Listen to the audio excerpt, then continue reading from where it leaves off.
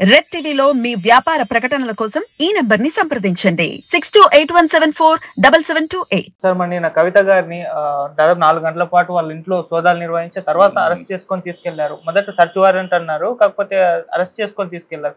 మరి దీని వెనుక నిజంగా బీజేపీ ఉందా? మీ ఒపీనియన్ సార్? ఖచ్చితంగా ఇది అనైతికమైన విధానం. ఎందుకంటే వాళ్ళు సుప్రీం కోర్టులో క్లీన్ గా ఒక హామీ ఇచ్చారు. ఏమని ఇచ్చారు? సుప్రీంకోర్టులో అఫిడవిట్ వేసింది కదా, వేసి ఇలాగ లేడీస్ని విచారించే విధానం ఒకటి ఉంది, దాని ప్రకారం నాకు సేఫ్టీ కావాలి, నైట్ టైంలో అక్కడ పిలవటాలు కానీ అక్కడ ఢిల్లీ ఆఫీస్ పిలిపించి కానీ కాదు నా ఇంటి దగ్గర చేయాలి. అదే నళిని చిదంబరం కేసు ఒకటి, అట్లాగూ ఇంకో కేసు ఉన్నాయి. ఆ కేసులు అన్నీ కలిపి సుప్రీంకోర్టు విచారణకి పెట్టుకుంది. నిన్న యాక్చువల్గా విచారణ జరగాల్సి 19వ తారీఖుకి వాయిదా వేసింది కోర్టు. ఇది 12:30కి వాయిదా వేసింది, 1:30కి వీళ్ళు చేరారు.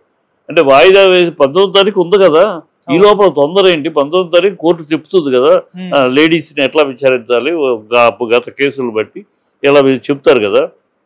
ఎందుకని కంగారు? ఎందుకని అంత అర్జెంటు? హామీ ఇచ్చారు, మేము ఈ సుప్రీంకోర్టుల విషయం తేలేదాకా ఎలాంటి యాక్షన్ తీసుకోమని హామీ ఇచ్చారు. హామీ ఇచ్చి ఎట్లా చేస్తారు? ప్లస్ అంటే ఆల్రెడీ ప్రిపరేషన్ 8:45 ఫ్లైట్కి టికెట్లు already book చేసుకొచ్చారు.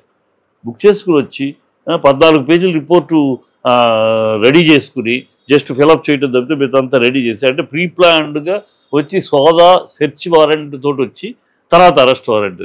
So total election ముందు ఇవాళ అనౌన్స్ చేయబోతున్నారు ఎలక్షన్ డేట్స్. ఇవాళ ఎలక్షన్ చేయబోతారంటే నిన్న ఒక రోజు ముందు. ఎంత పొలిటికల్గా తప్పితే ఎట్లా తయారైందంటే కేంద్రం. ఒకప్పుడు ఇందిరాగాంధీ ఒక రూత్లెస్ అపోజిషన్స్ని టార్చర్ చేయటం, హింస చేయటం ఎట్లా తయారైంది. ఇందిరాగాంధీ పీరియడ్ ఎంత దౌర్భాగ్యమైన పీరియడ్ అని అందరం అనుకుంటాం, ఇప్పుడే గుర్తు చేసుకుంటాము. అట్లా తయారైంది వాళ్ళ బీజేపీ గవర్నమెంట్.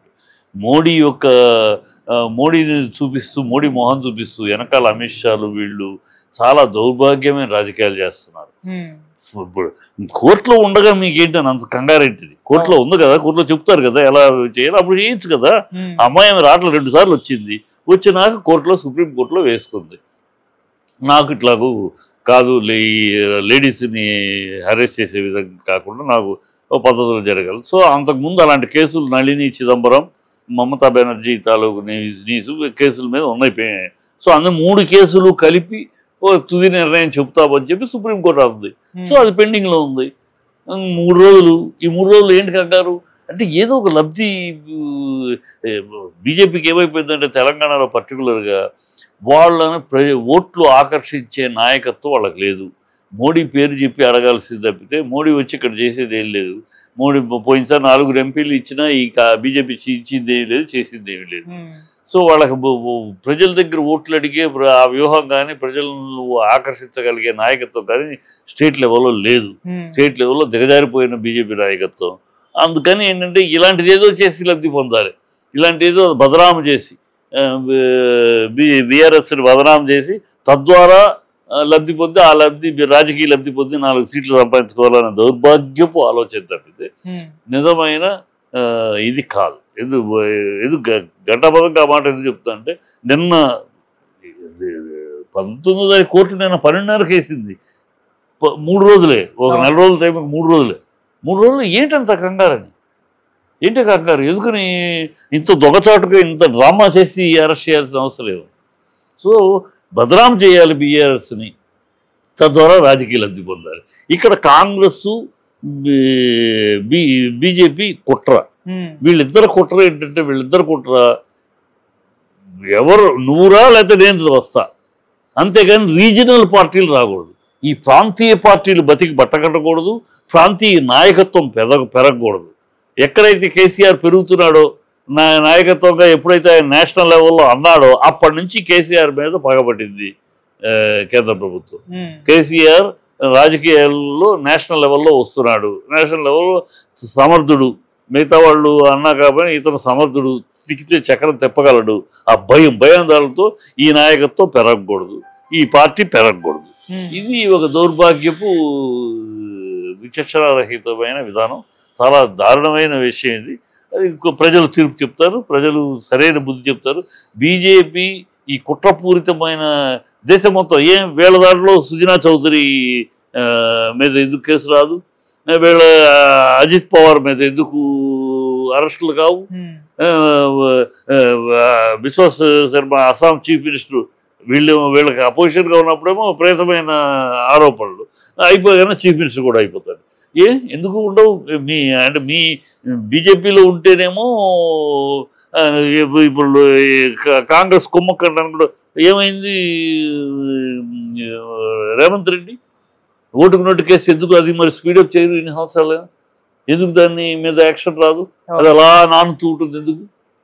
అంటే మీకు రాజకీయంగా ఎవరైతే ప్రత్యర్థులు వాళ్ళని ఇలా రకరకాలుగా హింసించటాలు చేయటాలు చేస్తారు. ఇదిగో ఇప్పుడు రేవంత్ రెడ్డి బీఆర్ఎస్ వాళ్ళని మా పార్టీలోకి రండి లేకపోతే మేము మీద కేసులు పెడతాం, అలా ఒక బ్లాక్ మెయిలింగ్. ఈ దౌర్భాగ్యం బీజేపీ ఈ జాతీయ పార్టీలు రెండు కూడా ఒక దౌర్భాగ్యమైన కలయికలో ఉన్నాయి. ఈ రెండు అంటే ప్రాంతీయ పార్టీలు బతికి బట్టకట్టనివ్వకూడదు. ఏ స్టేట్లో కూడా నువ్వో నేను అంతే తప్పితే ప్రాంతీయ పార్టీలు వద్దు, ప్రాంతీయ పార్టీలని తుదగంటూ నరికేయాలి అనేది సిద్ధాంతం పెట్టుకుని ఆ సిద్ధాంతంలో జరుగుతున్న దౌర్భాగ్యమే ఇది. ప్రజలు గుర్తిస్తున్నారు, ప్రజలు సరైన బుద్ధి చెప్తారు. అసలు ఈ సౌత్ ఇండియా ఈ నార్త్ ఇండియా అధికారం సౌత్ ఇండియా మీద ఎన్ని వస్తాయి రాబోయే కాలంలో. సౌత్ ఇండియా ఆత్మాభిమానం కోసం పోరాడవలసిన అవసరం కూడా వస్తుంది ప్రజలందరూ, దక్షిణాది ప్రజలందరూ కూడా. మనం ఎందుకు ఈ సెకండరీ బతుకు వీళ్ళతోటి, వీళ్ళ ఈ నార్త్ ఇండియా ఆధిపత్యం ఏంటి? వీళ్ళు అక్కడ ఉంటారు, ఢిల్లీలో కూర్చుంటారు, వీళ్ళ ఆధిపత్యం, మనం అందరూ సామంతులమా? ఇలా వీళ్ళ విచక్షణ రహితంగా వివక్షతోటి చూస్తున్నారు. ఎన్ని రాబోయే కాలంలో ప్రజలకు బుద్ధి చెప్పాలి. ప్రజలు ఖచ్చితంగా వీళ్ళకి బుద్ధి చెప్తారు. ప్రజలు అప్రమత్తం అవుతున్నారు. ఈ అరాచకము ఈ కేంద్రం చేతిలో మేము జాతీయ పార్టీల అధికారులే ఉండాలి, రీజనల్ పార్టీలు ఉండకూడదు. మీ ప్రాంతాభిమానాలు ప్రాంతీయాభిమానాలు మాకు అవసరం. మీరు మా గులాములు అవ్వాలి, మా గులాములుగా బతకాలి, లేకపోతే మిమ్మల్ని ఇలా చేస్తాం అన్నట్టు ఉంది. ఇది ఖచ్చితంగా ప్రజలు సరైన సమయంలో సరైన గుణపడడం చెప్పుతోటి కొట్టినట్టు కొడతారు. ఓకే సార్, ఇటు కాంగ్రెస్ ఏం ఆరోపిస్తుందంటే ఇది బీజేపీ బీఆర్ఎస్ ఆడుతున్న డ్రామా, ఎప్పుడు అరెస్ట్ చేయాల్సింది కవిత గారిని ఈ ఎలక్షన్స్ టైంలో అరెస్ట్ చేస్తుంది, వీళ్ళు జస్ట్ ఒక డ్రామా ఆడుతున్న వాళ్ళు ఆరోపిస్తున్నారు. దొంగ అన్నట్టు దెయ్యాల వేదాలలో దొంగే ఇదిగో దొంగ అన్నట్టు ఉంటుంది. వాళ్ళు చేస్తున్న దౌర్భాగ్యం. వాళ్ళు అరెస్ట్ చేయకపోతేనేమో ఎందుకు అరెస్ట్ చేయలేదు అని ఇన్నాళ్ళు గొడవ చేశారు. అరెస్ట్ చేస్తేనేమో ఇప్పుడు డ్రామా అంటారు. ఇవి వాళ్ళ బుద్ధి. బీజేపీ వాళ్ళు కుమ్మక్కయ్యారని తేడా తెల్లగా తెలుస్తుంది. కుమ్మక్కయ్యే ప్రాంతీయ పార్టీని అణచాలి, బీఆర్ఎస్ అణిచేయాలి, తమిళనాడులో డిఎంకేని అణిచేయాలి, దీంట్లో మమతా బెనర్జీని అణిచేయాలి. చూస్తున్నాం కదా ఎక్కడ ప్రాంతీయ పార్టీ యొక్క వెలుగుతుందో, ప్రాంతీయ పార్టీ ఎదుగుతుందో, ప్రజల మధ్య మంచి మన్ననలు పొందుతుందో దాన్ని అణిచేయటం, దాన్ని తొక్కేయటం, రకరకాల ఉపయోగించి వాళ్ళ అన్ని సంస్థలను ఉపయోగించి చేయటం చేస్తున్నారు. ఇది ఎంతకాలం సాగుతుంది చూద్దాం. సాగినంతకాలం సాగుతుంది. అన్నీ శాశ్వతం కాదు కదా. ఒక మోడీ బొమ్మ చూపించేసేసి ఎన్నాళ్ళు డ్రామా చేయగలరు? 10 ఏళ్ళు నడిపారు.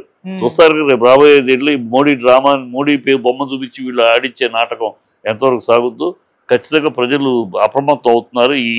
ఈ దాష్టికమైన రాజకీయం, నువ్వు నా దగ్గరికి వస్తే నువ్వు పవిత్రుడివి, నువ్వు నాకు ఎదురు నిలబడితే నిన్ను మా సంస్థలన్నీ ఉపయోగించి నేను లోపల పెడతాం, ఇది జరుగుతుంది. సుజనా చౌదరి ఏమయ్యాడు, అజిత్ పవార్ ఏమయ్యాడు, బిశ్వాస్ శర్మ ఏమయ్యాడు? మీ పార్టీలో అంటే మీ పార్టీలో అంతవరకు మీరే ఛార్జ్ షీట్లు పెడతారు, మీరే 100 రిపోర్ట్లు పెడతారు. మీ పార్టీలోకి చేరగానే ఆగిపోద్ది. రేవంత్ రెడ్డి కేసు ఆగిపోద్ది. అది మీ కుమ్మకు అర్థమవుతుంది కదా. మరి నిజమైతే రేవంత్ రెడ్డి కేసు ఇన్నాళ్ళు ఎందుకు మరి రావాలి, ఇప్పటికీ ఎందుకు రాదు? ఏ కేంద్రం దాని మీద ఎందుకు అంటే డైరెక్ట్గా, అంతకన్నా డైరెక్ట్గా దొరికాడు, డబ్బులతోటి క్యాష్ తోటి డైరెక్ట్గా దొరికాడు కెమెరా.